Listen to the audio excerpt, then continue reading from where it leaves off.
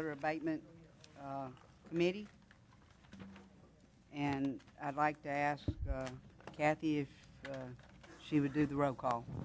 Yes, ma'am. Chair Trimmy, Here? Mr. Andrepont, Here. Mr. Collins, Here. Mrs. Griffin. Present. Mr. Hassan was unable to attend the committee meeting due to work-related obligations. Mr. Scott. Here. Mr. Stelly. Here. You do have a quorum. Thank you. We're going to have the consideration of making a recommendation with reference to the adoption of a resolution approving a contract for architectural services between the police jury and H. Curtis Vincent Stephen D. Shows Architecture for the plan and the specifications related to the construction of the 2 solid waste convenience centers within Calcasieu Parish. And I'm going to recognize Alan Wainwright. You got us a little show? Yes, ma'am. Okay. Thank you. Thank you We'll very take the show. much. All right.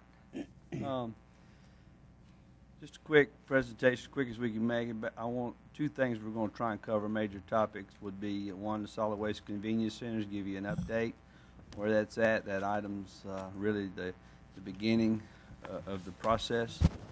Then the second thing we'll talk about, and Brian will have a couple comments in between, will be the request for proposal process for the whole solid waste contract. Looking at the convenience centers, and y'all, I hope if you don't have the presentation, I have some copies, but I think you have it. There's really 3 main things. We have the site selection, which we are intending to put the sites at our east and west maintenance facilities. We have the locations identified there. The west side, I've had some discussion with y'all. It's a little tighter than the east side, but it works. We've had some, I've had some discussions with you about how I think that's the most appropriate locations. It'll allow us to not have to buy equipment, not to have to hire a lot of people to run them.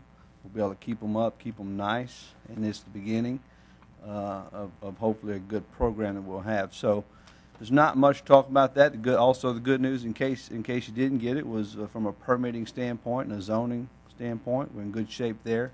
Those meetings went well. Wes and the planning office offered a few things that we could do, especially at the west side, that'll buffer the closest neighbors that we have. So we'll do that. We'll incorporate that into the design. The east side is right in the middle of our facility, so it's a good thing. We need to kick off the design phase of this. Now, if we're agreeing with the sites, we need to go ahead and design them. It's not a lot of design in these sites, but if you'll imagine, you have to drive your vehicle up on a ramp so that you can be elevated, so that you can put the solid waste down into the containers. The design in this is the retaining walls that will hold all that dirt together when you drive up. So not much, but we do need these type of services to finish and to move forward. I'll show you a timeline in just a few minutes where I think we can get these up and running this year.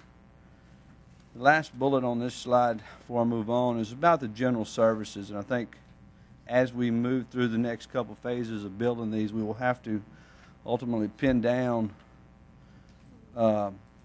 operating hours, what's going to be accepted, what's not going to be accepted. I know I'm getting a lot of questions from everyone that I meet. They're excited, but they want to know what's going to be allowed in the sites and what's not. From a permitting standpoint, really the only requirement we have is that we can't process anything or dispose of anything on the site. We're basically a collection point. It'll be hauled off in containers. We can't process anything that's critical in that, we can't grind up vegetation, or we can't tires or anything like that. It really can't go on these sites without a lot of additional permitting. So it's not that we can't, it's just there'll be additional steps there. We can collect those things. We won't be able to process them there. So we'll work that into the sites. Some of the things, the obvious things that are going to be accepted, household garbage. I think everyone, that's the one question I've been asked the most.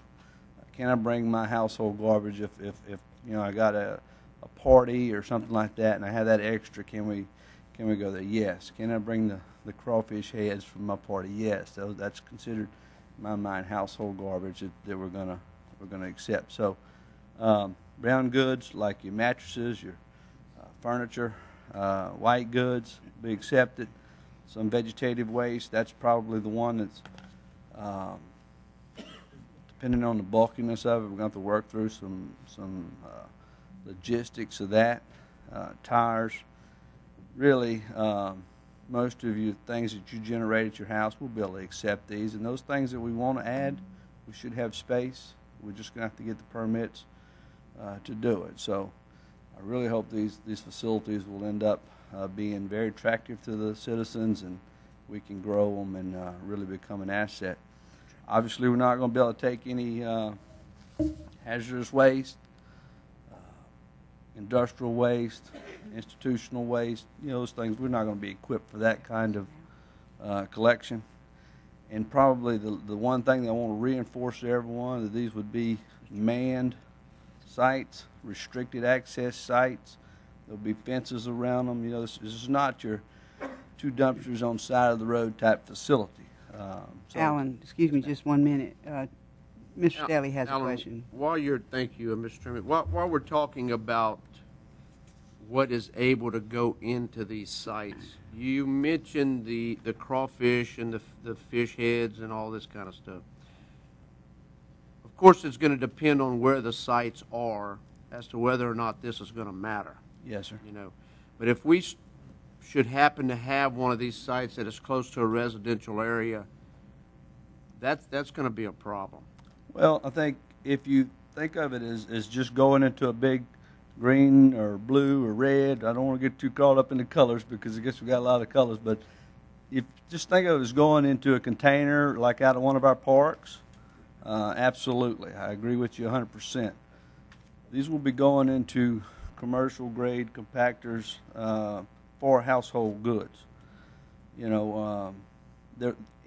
Anything's in your normal household stream. I mean, anything from banana peels to crawfish heads goes into you. If it goes into your garbage can inside your house, it will be accepted there also. So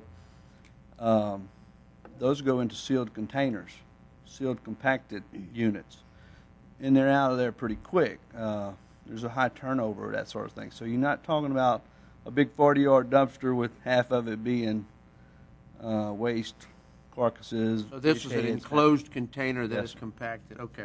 Yes, sir. Good. And Thank so, it should be minimized. Okay. Not eliminated, but minimized. you. Good. Does that answer Yes, your ma'am. question? Yes, ma'am. Thank you. Thank you, Mr. Stelly. Francis? Thank you, Madam Chair. While we're on the subject of crawfish heads and that sort of thing, we all know that in summer months, those things go sour in a New York minute. Yes, sir. I'm not saying that I'm anti, but I am saying that we're going to have to be very, very careful with that. Yes. I think you answered part of my question, and that the thing that I wanted to know was how long they were going to have to stay in a container before they were actually removed and hauled out.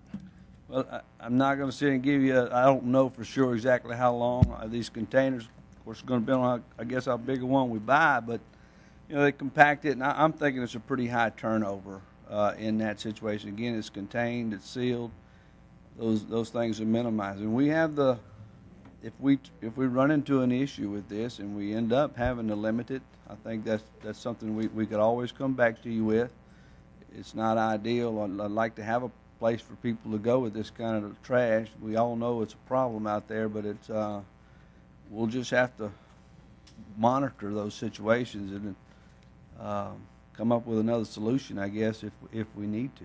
Well, you know as well as I do that crawfish heads and the likes, fish and that sort of thing, it doesn't take but just a matter of hours before it's no longer pleasant. It's not Yes, like sir. cooking them, Yes, sir.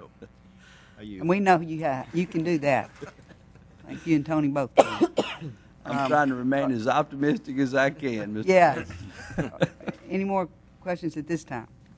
Okay, Alan, you want to move right along? All right, thank you. I think hopefully you can see it a little better in your package. I know timeline is the biggest thing for everyone that I meet. When will they be open? And if you look at this little graph, the very first thing is tonight, really, and that's that A&E contract that's your item. From there, we'll jump into the surveys, the designs, the bid process, the construction. We've got some equipment to procure, get set up, get operated. I'm taking a conservative shot, and I think by September we'll be up and running if you'd like that, in which I'm assuming that you would. So I think we can do it this year, barring no unforeseen circumstances. So we're moving forward, especially with this item that'll come back for the full jury next week. With that, unless you have other questions on the solid waste centers, it really will start the next part of the PowerPoint. And I think Brian's going to want to make some comments. So, What we will ask from the committee is approval on the recommendation for Vincent Show's before we go to the next item. So moved. Second. Got a motion and a second. Is there any discussion on hiring the architectural firm? Is there any opposition? Hearing none, motion carries. Thank you. Dennis, also, Alan, Mr. Scott has a question. yes, ma'am. Have we looked into how is this going to affect tree services, commercial dumping? I mean, I'm not against business using it if it's to an area. I just wanted a little input on, have we at least thought about, is every tree company in the parish now going to be bringing back? How do we know that it's not? I mean, what's the process? I think we'll have a fun logistically working out the details as we get into operations. That's not the intent. These are residential collection sites and minor vegetative debris. For the tree companies and stuff, they need to have other disposal options at their, if they're going to run companies. And when I think of commercial, one of the slides in there, I think if you're a small commercial business, then you have your minor amount of solid waste is created as your office, works and your products there. I think that's perfectly acceptable. But if your business just generates tons and tons of solid waste, I don't think that's the intent of these sites. I don't think it's going to be really hard to write this down in the policy. We're going to have to learn as we go. Good news is Cameron Parish has these sites, and I've been using those for several years and watching how they run. And we're going to have to work through some difficulties. I'm sure people are going to challenge us on that. It comes down to the intent of the sites, I think, and we'll just have to use good judgment. Are we going to keep a log of who comes and goes, or are you just going to look at a driver's license, you're good? Or are we going to actually log to where there's a way to kind of look back in 3 months and see if the same person's continuing? I mean, is there a way to track it? We had nothing required from a permitting standpoint on that, but we have agreed internally as a staff, we want those sort of statistics. We want to be able to show you where the people are coming from that are going to use it. We want to be able to show you the kind of waste that's going in there. I think it all goes back to some things that performance measures, really. We need to collect that information and know what the next steps are. So, yes, sir, is the answer.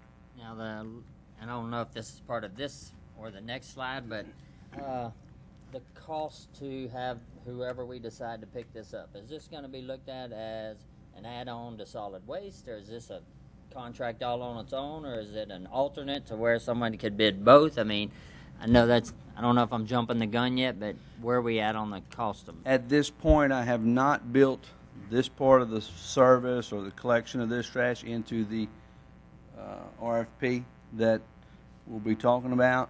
We already have a contract that parish for our larger containers that runs separate to this now. That's separate from your whole solid waste thing. So it would either be in that contract, added on. All of the facilities have, we use containers all over. So we could add it to that, or we may do a separate contract. I think it's going to come down to where we think we can get the best price. And I want to get some feel for how much debris we're going to, or solid waste we're going to collect, because we've made some estimates, but if it gets extreme, I think I probably would tend to lean toward contracting that out as a special service. So it might get a little tight knowing we don't know how much trash you're actually going to make to ask in the RFP for this new solid waste company when we don't even know what we're going to do yet. So maybe one-year sir. contract type deal, or Yes, I mean, we could always come back for a service contract for just these sites and you know, I think get a good price. I mean, it's an easy job, all things considered. I would think it's drive up, get it, haul it to the disposal site. So we surely could get bids. All right, and the last question, we talked about adding on services as we go. Will we eventually look into chipping some of this debris or finding somebody who wants it? Or, I mean, is that something we're going to continue to look into? A little bit of both. I've been contacted by a lot of people who are already in that chipping business who would like to maybe get their hands on our vegetative debris. So we're going to have to work through those things. I would rather stay out of that business and get it to those guys. If we can work that out, we'll just have to see how the markets play out and the availability, what we can ultimately manage at our sites. I think the next 18 months, 2 years will be an interesting evolution of these sites. We'll learn a lot. All right, and the last question. I know down in Cameron they basically unload their own stuff, throw it in the dumpster. Are we going to be the same thing? You're responsible for unloading and throwing it in there? At this point, that's my anticipation. We'll have a certain, staff there to, as a guard shack, make sure what's going into the site. But I would say they're unassisted, unloaded bays at this point. Yes, sir. Are we going to make that a yes? Basically, they're there to monitor, not to load, and we're not going to get into the helping and somebody I would getting prefer hurt. it that way. I think we get off into too many things if we start unloading and picking through trash and all that. So I would rather it be pretty firm. Last question. Are we going to be responsible when that vehicle leaves there, making sure nothing is that a part of our responsibility, since we are watching the site, that when it leaves there, it's litter-free, it ain't going to be leaving with a little bit of trash that's going to be blowing down the road? I don't know if the word responsible is what I would use, but the way our sites will be designed, they will go in and out right by the same guard shack. I would, and we're in the design phase of these, and I've anticipated having stop gates at ours and security cameras and things like that. So I would hope that we would have an opportunity to review the vehicles as they leave, and we don't want litter up and down the streets nearby these sites. That's a high priority. We have a lot of things that we're looking at to avoid that circumstance. That's where you put these is critical, and that's a big issue. All right. Thank you. Thank you. Tony, you had... Yes, ma'am. Under our current contract, the limbs and everything have to be cut to a certain length and wrapped and stuff like that before they're going to be picked up. Now, when someone cuts a tree down in the yard and there's a lot of stuff, as long as they can load it on a trailer, they will be allowed to haul it to these sites. Is that correct? That's what I would like to be able to provide. I want the citizen who has to cut their tree down, to have a place to go, because in our residential pickup, that's always been a problem. sore part of the process. So if we can do that, I think that'll be great. That's the intent right now. As we work through the logistics of setting the sites up and how much space we have, whether we start that initially or as an add-on, we'll see. But that's definitely my intent. Yeah, I'd certainly like to see that part of the program, because that has been a big problem, especially for the older folks who really don't have the capabilities of hauling it, and then they can't put it at the street or anything like that. So now, if they could haul it over there, it would certainly be better for that group. Thank you.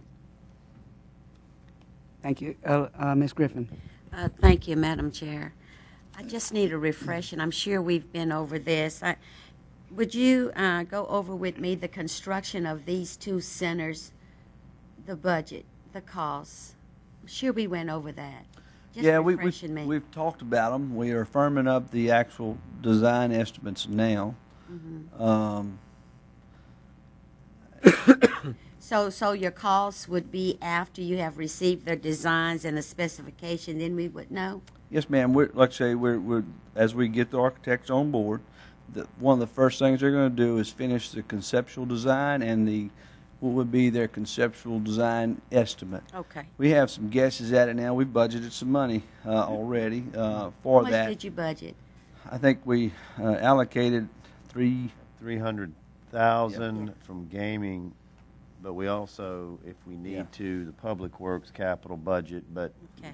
if we don't have to purchase the land, which is a really big deal, that helps a tremendous. Yes, and size and scale will mean everything as I try and get the trees or the vegetative aspects into these sites. They grow, and that's going to run the cost up. But I think it's a good thing.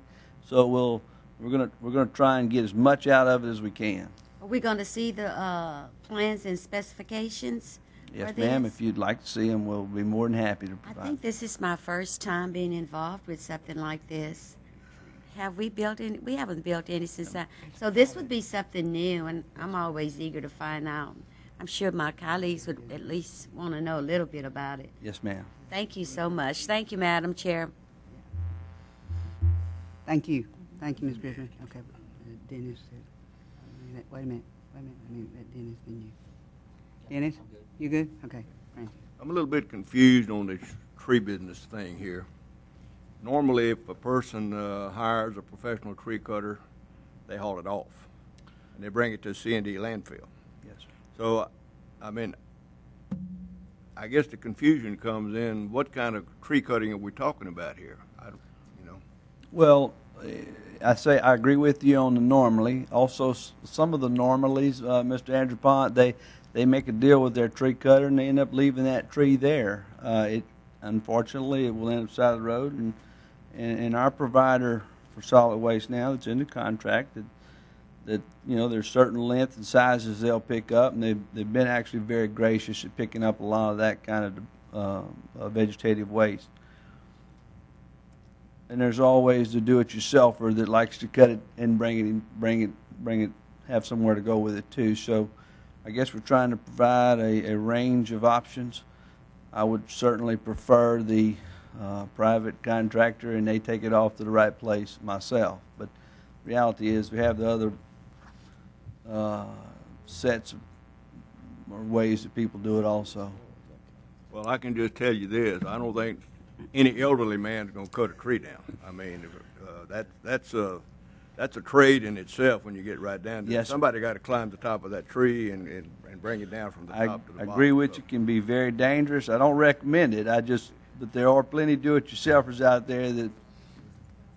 I'm not trying to create a problem, I'm just trying to get clear in my head when we're talking about bringing trees to that site. I mean, And again, it's not intended for the commercial or professional guy to do a service, to charge someone a fee to cut down their tree and haul it right down to our site. That is not the intent.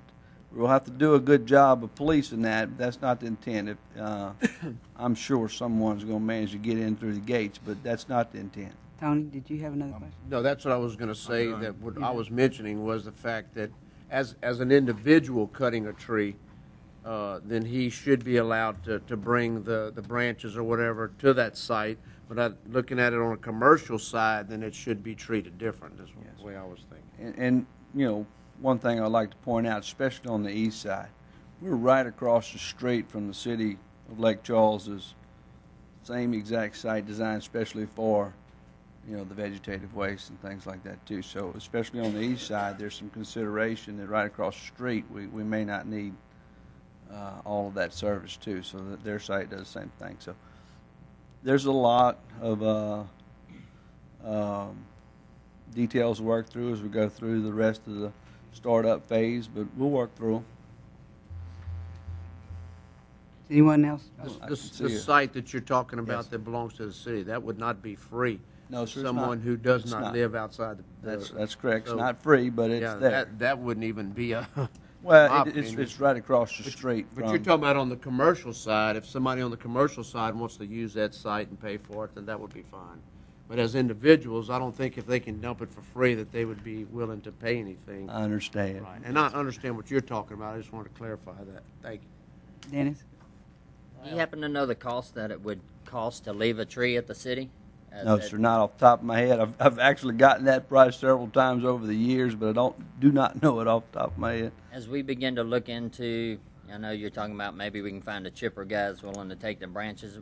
At least look into once we kind of feel this out for the next year or so, if it's cheaper to maybe send it down there and let them burn it and us pay them than to have us haul it off, at least weigh the cost of that. Yeah. Do it a cooperative endeavor with the city or whatever. I haven't started into the conversations with the city, but I have a lot of ideas in that regard. I mean, this is going to be people who live in the city of Lake Charles are going to be using these sites too. These are not just for unincorporated areas. So I think there's some incentives there for us to work together. I do not know to what degree we'll be able to do that, but kind of optimistic. All right, and the last thing would be, are we going to have some kind of educational block to this whole thing to where people are educated, and how do we get out the way it works, why it works, all of those things? Is there something in the plans to educate people? I can't sit here and tell you we've been planning that, but that's probably a really good idea. And, it's not something we, obviously we do those all the time with CGov and webpage. And the extent I've thought about it was a nice, some signs and things like that. But yes, sir, I think that would be fine. All right, thank you, Mr. Chairman. Thank you. Are there any other questions? Calvin? Yes, Alan. To me, it doesn't matter who cut that tree, as long as they follow the law, as using the right size and length. Because I don't think we'll be going out there and checking to see who's cutting, if who's cutting that tree, if it's Calvin Collins or if it's Joe Blow's contractor. As long as they meet the right size, they ought to be able to dump that tree at that site. I mean, the branches. Well, Mr. Collins, I think my difficulty with that is there's some companies that could overwhelm us. When these are small sites in reality, not necessarily capable of handling large quantities of. I mean, I guess we could, but we'd have to have guys out there hauling off all the time, and I think that's beyond the scope, in my opinion. But you guys are the committee that have to help us and guide us on these sort of things. I just think that the companies that I'm thinking of could overwhelm us, and to me, it's intended for the citizen and the small business person needs that, the convenience thing, needs that place to go and take care of their business, and not the company that's making a living cutting trees. That's just my opinion. Mr. Bean? I just wanted to add, Alan answered that well, but what we also want to avoid, Mr. Collins, is creating an incentive for somebody who does that for a living, who charges a resident to cut their tree down and say this is what it costs, and I got to dispose of it too, and then they dispose of it for free. And I think by accepting all of that, we're kind of almost inviting somebody to do that, to where they charge a resident too much money and don't really have to pay for disposal. But it's the volume is the concern. And I would say the point that Alan made earlier is very important about the first year to 18 months of operation. We're going to learn more, and I suspect we'll be tinkering with it as we go based on what we find. We've never done it, as Ms. Griffin pointed out, but the planning going into this is really good. I know from talking with Alan and his staff, they put a lot of thought into this, but we need to hear back from you as citizens give us feedback. And on the education thing, the timing is pretty close to what we're planning to propose to you on with the RFP and the service, residential service. So I remember, Alan, it's been several years, but we're about due for one of these all-resident. It's not a mail out. It actually was tagged on each can that says, here's what services you get and so forth, and that'd be ideal time, I think, to let them know about the convenience centers. But we'll do more than that, but at least that. You have a question, Denny? Yeah, but Brian he was giving me so much information. I was having a hard time. Yeah, I know what it is. Okay. With these sites, will we be able to integrate some trash bash type situations a couple times a year, as far as people bringing paint and something? Not, because I know the different companies out there can be there to retrieve it right then. So is that something we're gonna look into? I think that's very interesting. Whether we do them at these sites or if it's a part of these sites, I guess I'm not sure of. One of the things I'm going to show you in the next couple slides are some of those special services. I've named them special services. That's exactly what I'm talking about. Trash bashes and parades or things like that. Some little issues that we've learned over the years that we need to figure out a way to help with. So if it's in this contract or if it's in the bigger contract, I'm not sure at this point. I'm actually saying it's going to be in the bigger contract, Mr. Scott. But whether they're at our facilities or at, say, the Burton Coliseum, where there's going to be a lot more space, or maybe the West Cal Arena, somewhere like that we can really, if I know you've probably been to the one at the Civic Center. They really fill up the whole area when they do those types of events, and they're wonderful events. We just may need more space than these centers will allow. Ms. Griffin? Thank you. Short question. Alan, the time schedule for the solid waste centers, would it be regular working hours, closed on weekends? Well, I think it's going to be critical to open on the weekends, especially Fridays and Saturdays. And I know my wife makes me clean up a lot on Sunday, so I'm thinking we're going to have a lot of weekend time built into our schedule, maybe not all week. We'll probably have to have special work hours. It'll generally be during the daylight hours. I don't foresee us open at night, but definitely some weekend time, Ms. Griffin. Well, that would all come in part of the educating them, so that's good. Okay, thank you. Thank you. Okay, Alan, if you'll move on. I think we're to We're caught Brian's up. part now. All right. Well, then I'll refer to you, Brian. Thank you. Excuse me. Thank you, Sandy. We're moving along to item 4 now, specifically to discuss the request for proposal issue, and this follows your directive as a police jury. What we wanted to do tonight is lay out a proposed schedule for this process to develop the actual request for proposals document. And also, Alan will cover the key issues that we will present to you that the committee and the jury ultimately are going to need to decide that are key parts of this document. And so we're not looking for a decision tonight from you. We want to lay out what the time is that we think it's going to take and what should go in this document. Keep in mind there's a lot of formal standard things that go in an RFP that it's pretty boilerplate, but what we're going to bring up tonight are decision points. This document ultimately will be probably in excess of 30 plus pages. This is a very comprehensive process. It's not a bid. I want to say that from the get-go. This is not a bid. It is a request for proposals. But if you have your slides, I will go through the timeline, and Tom, if you can put that back up. Tonight, of course, is the 24th. This is the initial Solid Waste Committee meeting on this whole issue. And like I said, we'll cover the process and the elements tonight. What we would like to do next is call a meeting for the 17th of this committee, wherein we would come back as a staff and present our recommendations to you for each of the items Alan will touch on tonight. There's a lot to absorb, so we didn't want to hit you with that tonight. You, at that point, would have a couple of weeks as a committee, and of course other jurors who are interested in wanting to have any input into those issues. And then a third time, we would see this committee meeting 3 times minimum. If you need to meet more, of course you can, to where you would take action on those recommendations for final approval on April 7th if all goes according to plan.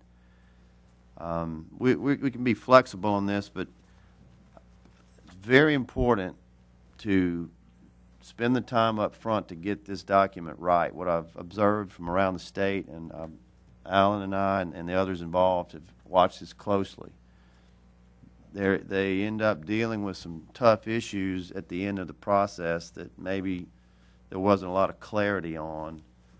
And so it gets kind of hard to make decisions. We're not going to catch everything, but we feel like We've studied a lot from around the state. We've put our own thoughts in it.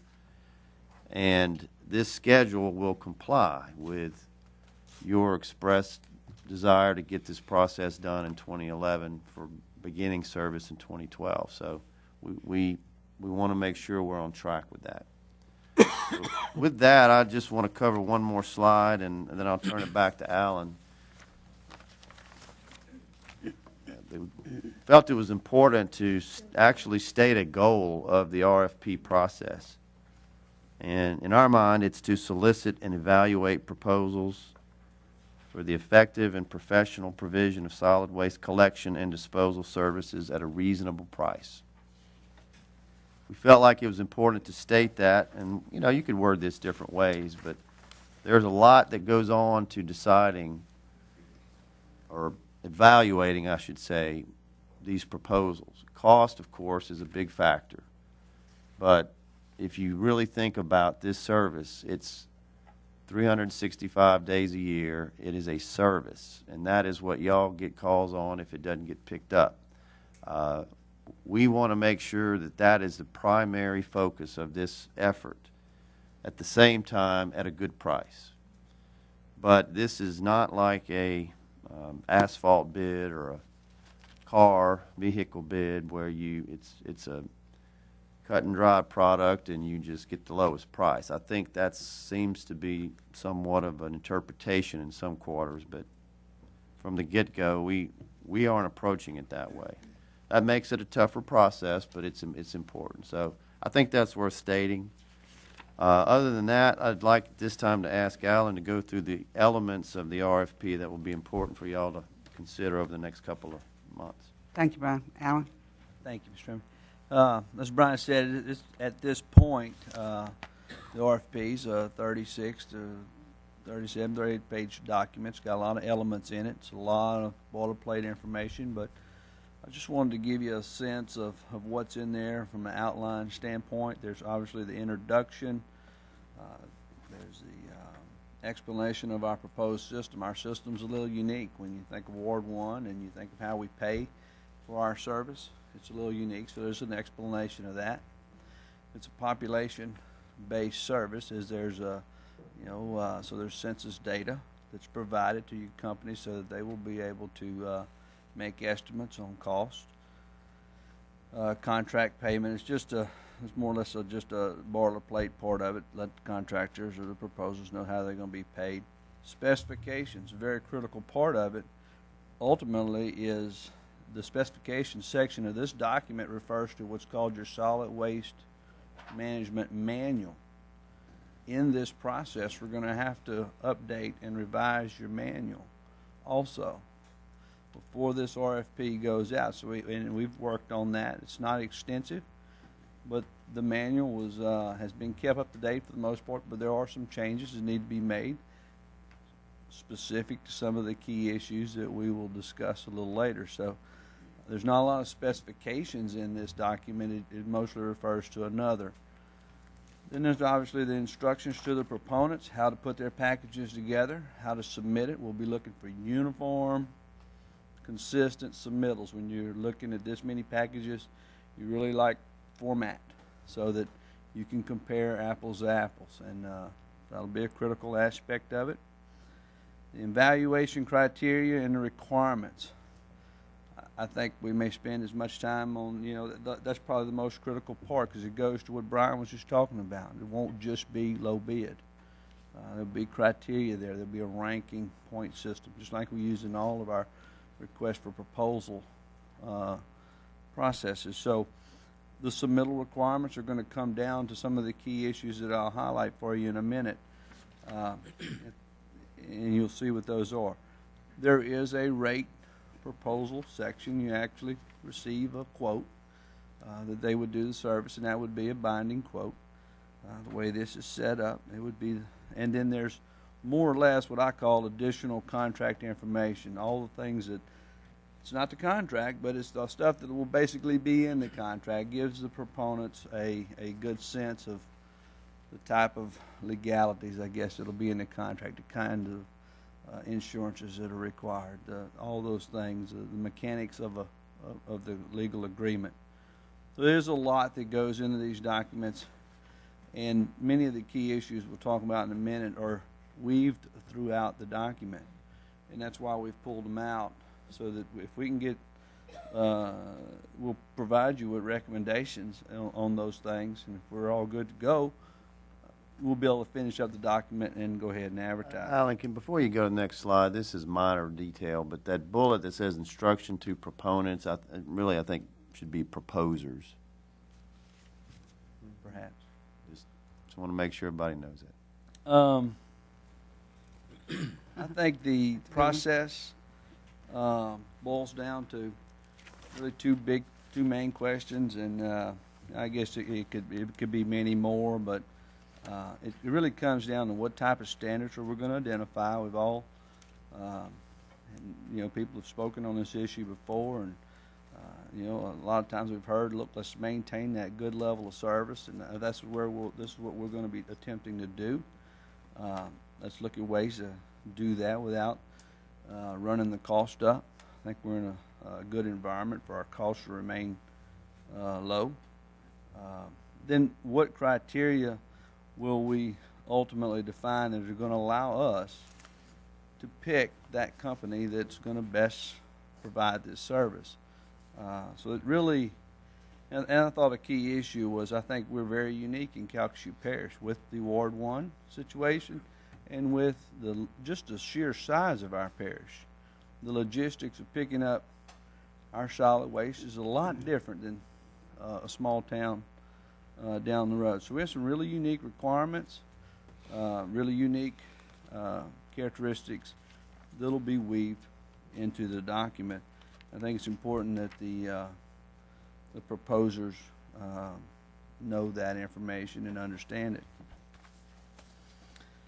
So what are these key issues to decide? I'll do my best to keep this short. And I tried to categorize these. These are not things that are in the document in any particular place, but they're the broad categories of what I thought, how I guess I have to think of it to finish preparing the document. Scope of work, single or multiple contracts, single or multiple zones for a contractor. I think, obviously right now we have one contractor parish-wide. That's something that we're going to make a recommendation to you. I think we talked about the emergency or special services earlier. How much of that, how much of that do we want? I think the trash bash is a key one there. I'm proposing to put the ability in this contract to value those services that companies can provide. So we'll make you some recommendations along those lines that'll help you answer some of the questions like you had earlier. Level of service questions. More down into the details. Actually, how many containers are going to be at each home, a maximum. Seems pretty simple. Makes a big difference to our contractors. It'll make a big difference to, I think, your price, and that's a level of service issue that we're going to make some recommendations on. Hours of operation and customer service are some things that we're going to make firm recommendations to you, and things that I've just heard over the years administering an existing contract, the little things that come up. So these are not overly tough questions or issues, but things we want to make sure we are in sync with you guys on. The contract terms, some of those, I know I've had a number of discussions. The length of the contract that we will propose is going to be an issue. We're going to make you a recommendation on that. Rate adjustments.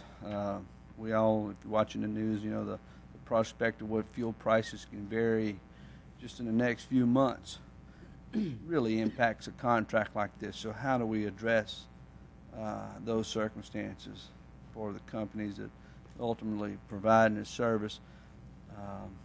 Do we leave it alone, or we put those sort of factors in there to work with them? Liquidated damages.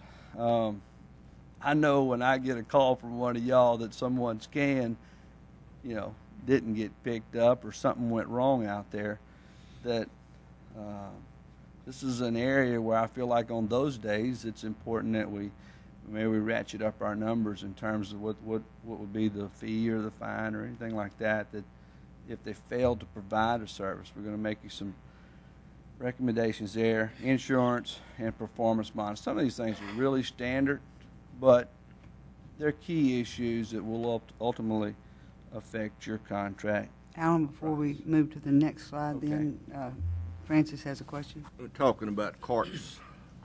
Thank you, by the way. Talking about carts, I don't even know what we have in place now. Let's assume that I live in an unincorporated area and I need 2 carts. The first one is provided through the tax system. What about the second one? That's, I guess, really what. Yeah, right now you pay for that one separate. Okay. So that's the type of things as we make the recommendation to you is it, and what's ultimately the maximum number that you can get, and is it 2, is it 3?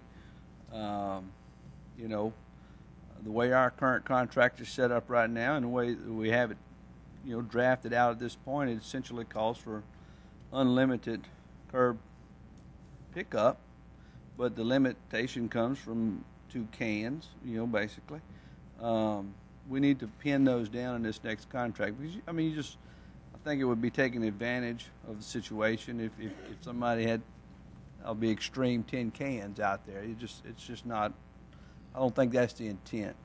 Well, if there's a fee for the second cart, who collects that? Currently, you would get that can directly from the company, Okay. and you would pay directly to them. So you just buy a one-time fee, you just buy the cart? That's correct. And again, we have a set fee for the per household pickup. So at some point, if you have 15 cans out there, to be extreme, you're really taking advantage on a very small individual basis. I don't think any one of the contractors would complain about it, but you're taking advantage of the contract if you do that. So there's some levels we just need to set. Well, you answered my question. Thank you. Thank you. Some of the last ones are evaluation criteria. We're going to provide you with a point system that we'll recommend. It's very similar to ones we've used before on other RFPs. It's, slightly different categories, but very similar. The weighting of that point system ultimately will determine the things that we put the most value on. You're going to get a chance to see that actual point system at the next meeting and the way we have it proposed, and give us your comments. The evaluation process. Some key things. There'll have to be a panel assembled, and of course Brian and I have had many discussions on assembling that panel, and the staff that we would, the kind of panel that has to be assembled, a broad spectrum there to get a good unbiased review of the proposals. So that has to be presented to you guys. Whether we do things like presentations or interviews, we're going to give you a schedule of how we would anticipate evaluating these things, and we just want to make sure you're comfortable with that system, that process that will be put in place. And it's last but not least, the minimum contractor requirements. It may turn out to be a big one.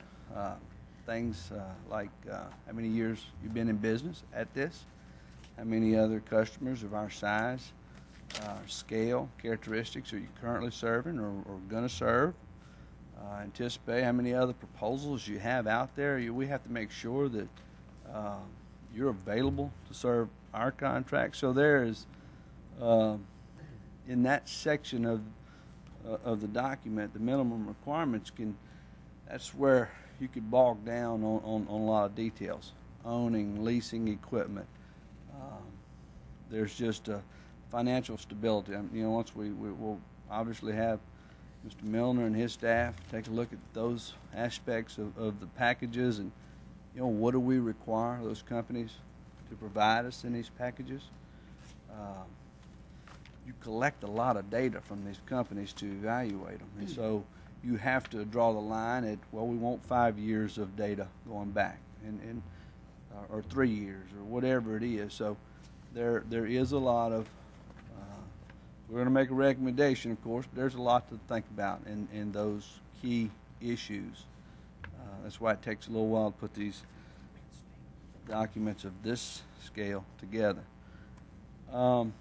Really, that's it as far as the presentation. Next time we come back, said it too many times already, we will be bringing you the recommendations that focus on these key issues and attempt to answer any questions you may have, and just we'll go from there. And with that, I'll take any more questions. Ms. Griffin? No, sir. I enjoyed your report. Good information. Is there an error on the 3/17 meeting? That's a Thursday that we're off. Are we going to call a special meeting for that one? We felt so, Ms. Griffin, although that is not a police jury meeting night, that it was between the 10th and the 17th, and the 10th is Mardi Gras Okay. week. But yeah, Just wanted to make sure we were not near. good question. Thank you. Very good question. Alan, thank you for your presentation. Dennis, do you have a question? I think we're going to have Yeah, plenty of time to answer a lot of Yeah, questions I'm not between gonna now and answer the question. April. I'm just going to put a quick statement in there. You've mentioned it several times, but the standard of this is really going to be the most important thing, and moving forward with this and making sure you dot all the I's and cross all the T's is going to be imperative. So I appreciate all the work y'all putting into it. I know as a jury we've already kind of been up and down this as we got to this point. So I see it moving forward pretty quick if you look at the timeline. So I know we got a lot to talk about and a lot of things to hear from. So I would just hope that there's people in the public that they want an input on these issues and they want to really know what's going on, that they either join the meetings or they would call their police jurors or call the staff and really be involved in this, because they voted to put their tax money into this, specifically roads and trash. So if they really want to see how it's going to work and the process that it takes to get the best for their money, they ought to be involved in it. So it's just this is my invitation to everyone in this parish to be involved. Thank you. Thank you, Dennis. That was a paid political No announcement. more questions. Move to receive report. I have a motion to receive the report by Mr. Anderpont. Do I have a second? Second. Have a second by Calvin. Is there any opposition? No opposition. Motion carries. Now I need, Adjourn. I have a motion to adjourn. Second. Second by Mr. Scott. Is there any opposition? Hearing none. Thank you. Motion carries.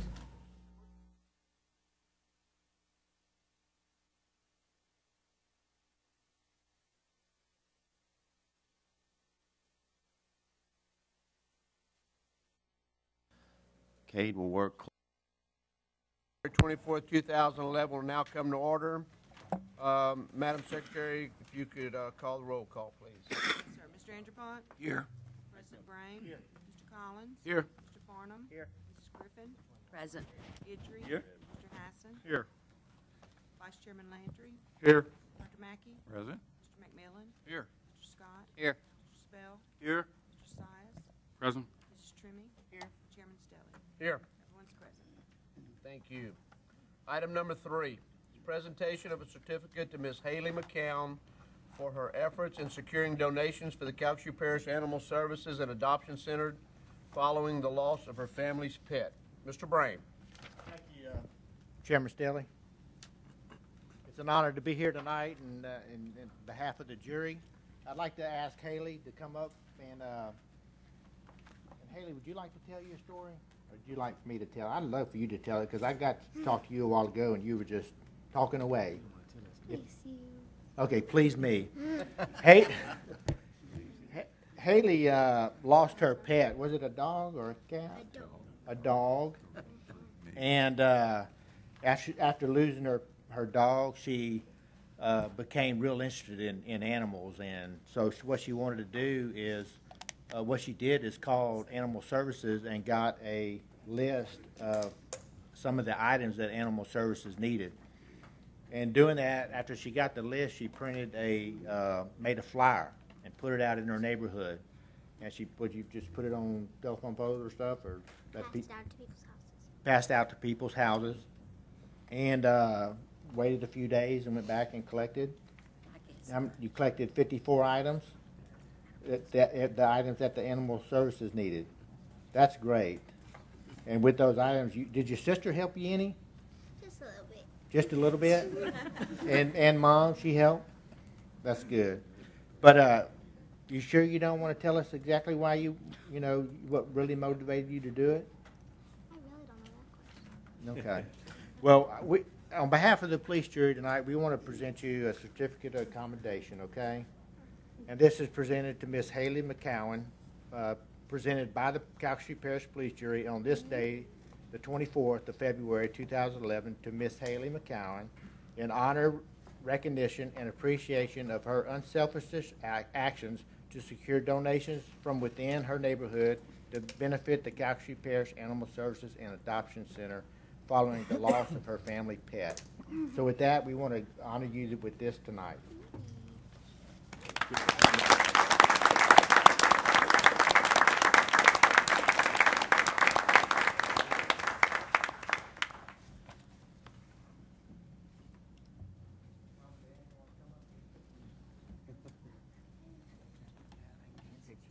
This little girl, I just met her about 10 minutes ago, talked my ear off. And her little sister did too. Now she won't talk.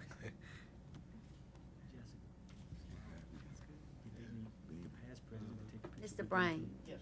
You want to take one with him? Sure, I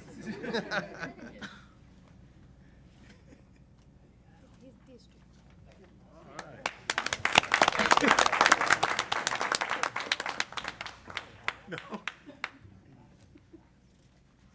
Item 4. Consideration of making a recommendation with reference to adopting a resolution authorizing the president of the police jury Move. to execute the Second. necessary documents for donation of right-of-way from TR 106 LLC on Carbina Road. I had a motion by Mr. Onderpont and a second by Mrs. Griffin. Is there any discussion? Any objection? Hearing none, item 4 carries. Item 5, consideration of adopting a resolution approving an amendment to the consent to cross U.S. government easement between the police jury and the United States Army Corps of Engineers to include authorization for operation and maintenance of a 15-acre public park and boat launch at Intercoastal Park. I had a motion by Mr. Hassan and a second by Mr. Collins. Is there any discussion? Any objection? Hearing none, item 5 passes. Mr. Beam. Thank you, Chairman Stelly. I just wanted to take a moment before y'all wrap this meeting up to announce, of course, I already notified you of Claude Smart's retirement. Claude is, after 32 years of great service, is retiring from the parish, and we'll get him back up here to give y'all a formal goodbye. But I also wanted to let the jury and the public know that Tim Connor is now the parish engineer effective February 21st, and he's been assistant for many years. Tim's been here since 1992. He actually came on, Claude hired him at the beginning of the original road sales tax road program in 92, and I think that speaks for itself as far as what Tim has oversaw, and he's done a great job, and I know he'll continue to do a great job, but I just wanted to make that public, and we appreciate his service. One other thing, too, while he's here, it seems like we've had a lot of these kind of announcements lately, but as you know, the parish has a new animal services director, Nathan Areno. He is here, and I'd like to give y'all a chance to say hi to him. And Alan, do you want to introduce anything particular? Well, not really. I think maybe some of y'all have already met Nathan. He's been on the job a couple weeks, and we're glad to have him. Asked him to be here and start to visit with y'all and help to run our department in a manner that you see fit. And Nathan's up to that challenge. And Nathan, if you got any comments, it'd be a good time. I'd just like to say thanks for the opportunity to serve Calcasieu Parish in this capacity, and look forward to working with each and every one of you. Some of you I know personally from past experiences in life, and some of you I have yet to really get acquainted with, but look forward to having a good working relationship with all of you to better serve the parish. Thanks. Hold on, Nathan. We have questions by some of the jurors. Mr. McMillan. Thank you, Nathan. I appreciate you coming to work for Calcasieu Parish. had a chance to meet you when you were with United Way, and I know you've done a great job for them, and I look forward to working with you. I want to tell you, you got big shoes to fill. Rita Kavanaugh was a first-class lady out there at Animal Services that when we as jurors had problems, she would take it personally and solve them for us, and I know we're going to enjoy working with you. I know you're that kind of guy, so I'm really looking forward in the future to helping us make sure Animal Service is the best in the state, and of course keep it at the quality that Rita had it at. I know you'll do that, and look forward to that. Thank you, Mr. Chairman. Thank you, sir. Any other comments or questions, statements? Thank you. Good luck to you.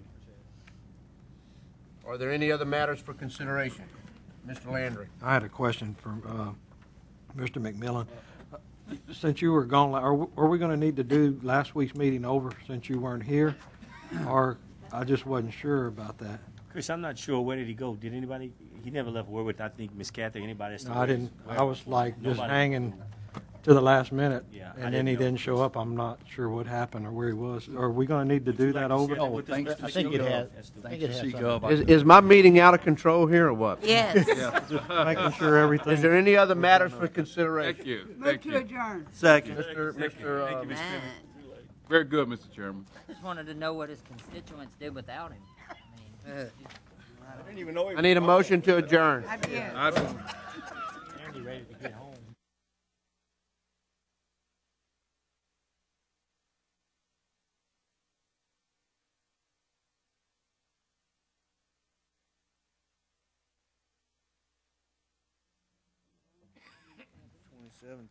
So when you watched it on CGov, was everything? Very good, Mr. Chairman.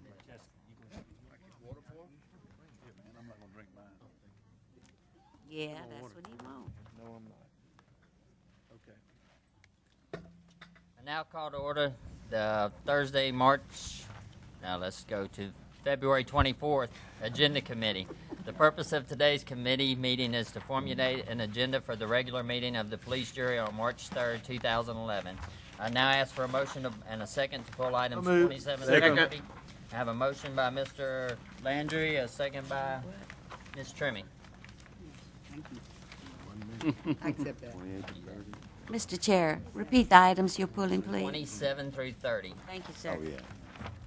Item number 27, take appropriate action on the expiration of the term of Dr. John F. Moffitt as a member of the Airport Authority of Airport District Number 1. Move to appoint Lucas Terracina. Second. I have a motion to appoint Mr. Lucas Terracina by Mr. Landry, a second by Mr. Brame. Any discussion? Heard it was possible. Any objection? Motion passes. Was it? Item 28, take appropriate action on the expiration of the term of Ms. Rachel Garner as a member of the Board of Commissioners of the Calcasieu Parish Communications District. Dr. Mackey is a liaison. She has agreed to continue serving. So I I have would recommend that we. Second. we have a motion to reappoint Ms. Rachel Garner by Dr. Mackey. We have a second by Mr. McMillan. Is there any objection? Any discussion? Motion passes. Number 29, take appropriate action on the expiration of Ms. Susan Basilio as a member of the Board of Commissioners of the Calcasieu Parish Communications District. Dr. Mackey is the liaison. She has agreed to continue, and I recommend that we accept her. Second. So I have a motion to reappoint Ms. Susan Basilio by Dr. Mackey, a second by Mr. Sias. Any discussion? Any objection? So moved. Item 30, take appropriate action on the expiration of the term of Mr. Kip Coltrane as a member of the Board of Commissioners of Ward 4 Fire Protection District Number 2. Mr. Coltrane represents District 12. Mr. Hassan is the liaison. I move to reappoint Mr. Kip Coltrane. Second. I have a motion to reappoint Mr. Kip Coltrane by Mr. Hassan, a second by Mr. Guidry. Is there any discussion? Any objection? Motion passes. Is there any other? Move to adjourn. Second. Mr. McMillan? Nothing? You good? Thank God. I have a motion to adjourn.